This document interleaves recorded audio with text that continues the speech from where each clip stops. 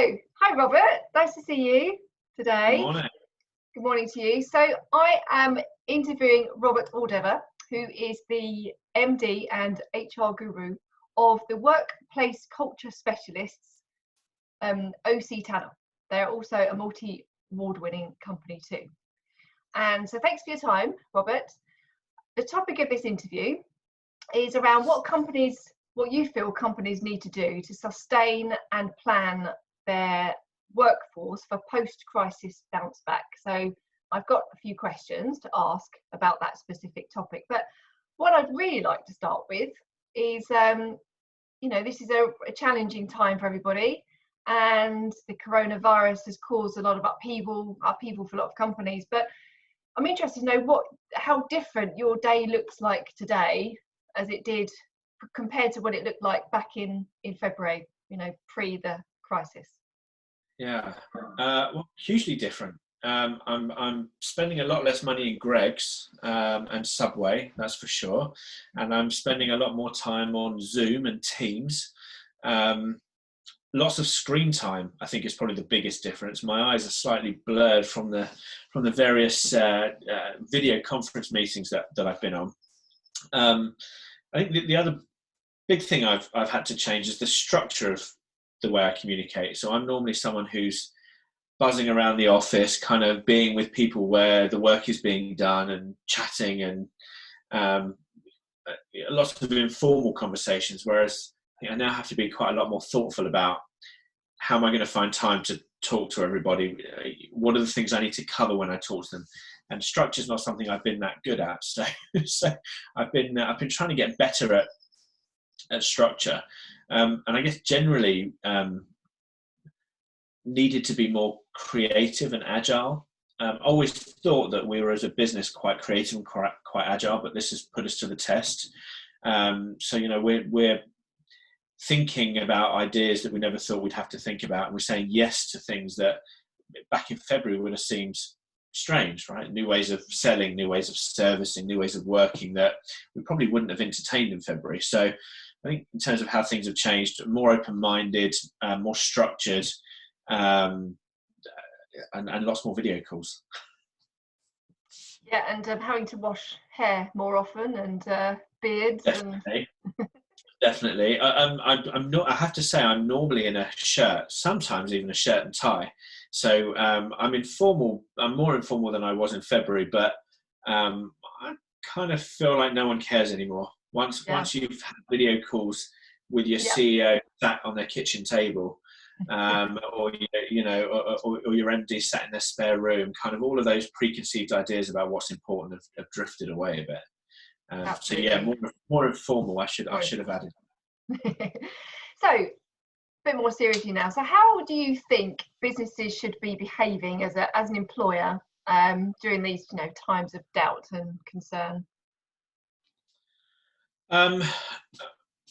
Well, actually, I think in terms of how employees should be behaving, that hasn't changed a lot from the way I felt they should have been behaving all along. I suppose what has become more important is employers' behaviour or leaders' behaviour towards their people has become much more high profile.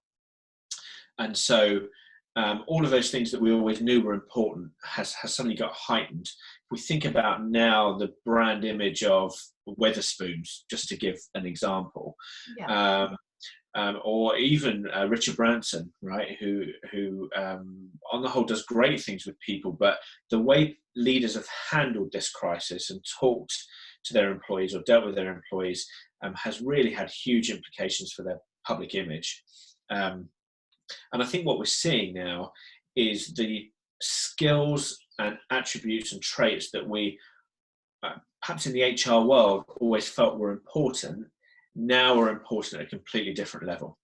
So to what extent are our leaders being transparent, authentic? How much are they showing empathy? What kind of humanity are they demonstrating? Those are things which I think in our world we always knew were important, but now we're seeing on a much bigger scale. And I think what is interesting is I don't think that's going to go away when this period is over. I actually think those are the traits that corporate boards are going to be looking for. that leaders are going to be expected to have. And I actually think that those that have led businesses or have been HR leaders or any kind of business leader through this period will have gone through a significant shift that will stand them in really good stead long term. It's kind of painful now, but I think some of those things, some of those ways of working, some of the sort of the more human approach to work and people will be hugely valuable in the years to come. Yeah, great answer. So is there anything specific, do you think any specific activities do you think companies should be doing now to protect their current workforce as at the same time as protecting their bottom line? I know that's quite a difficult question to ask, but people are the most important commodity even now. So what specific things can the company be doing, to protect, that whole problem that they have? Well, firstly, I think people are more important now, I think, than they've ever been. All of this talk about robots taking over the workplace. Well, we can see that's not true. There's a lockdown for a few weeks, and the economy stops. I think this has heightened the value of people in the corporate world. I think the two areas, how do I look after my people and how do I protect my bottom line, are for the most part the same question, right? Because as employers, our responsibility to employees is to ultimately provide long-term financial stability, right? To keep people gainfully employed.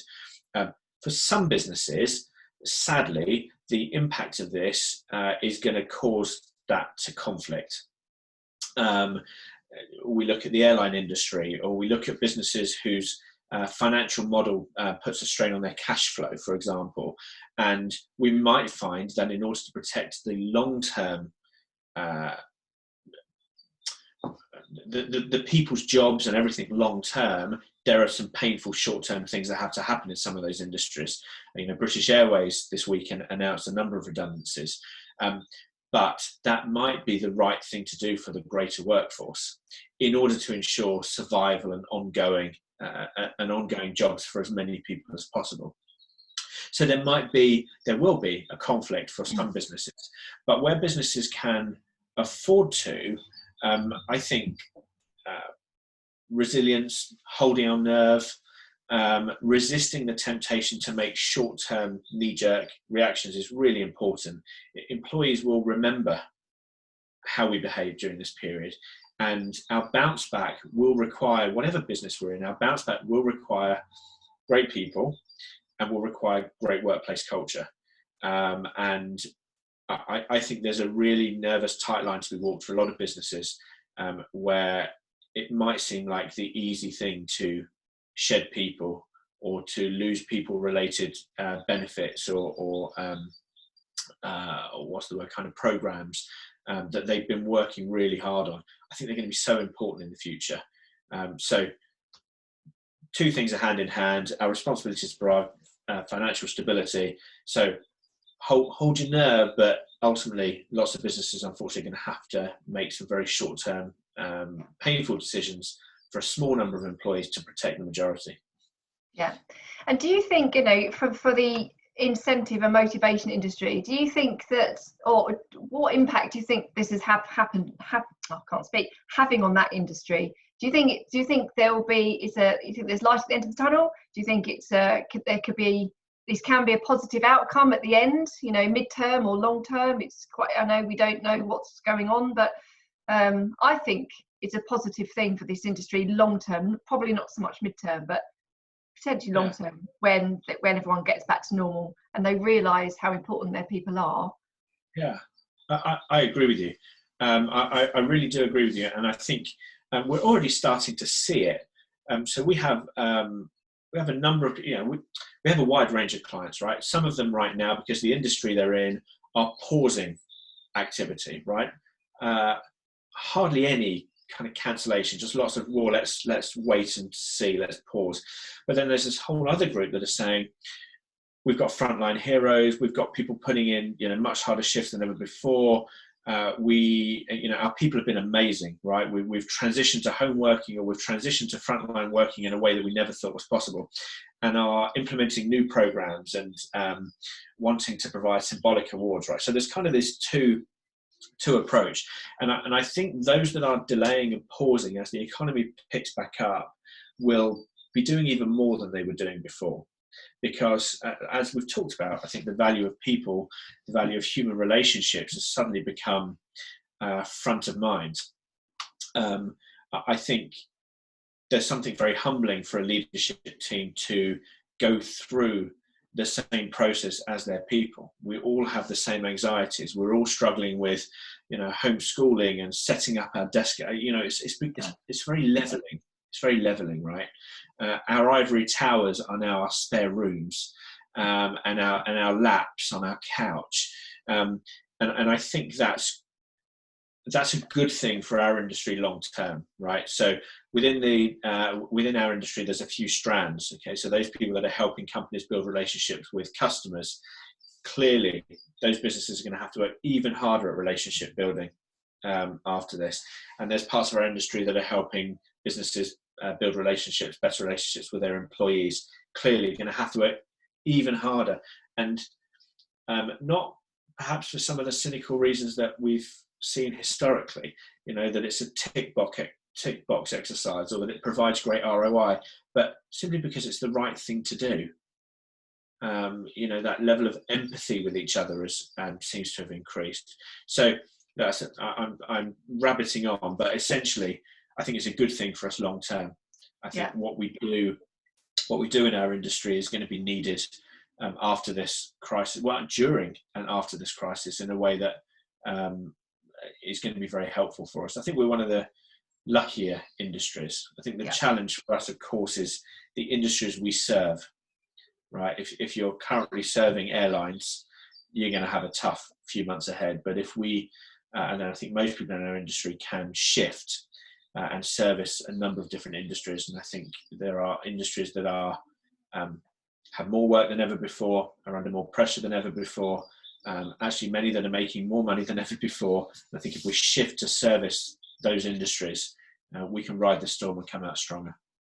Excellent. A great positive note to finish on. Robert, thank you so much for your time.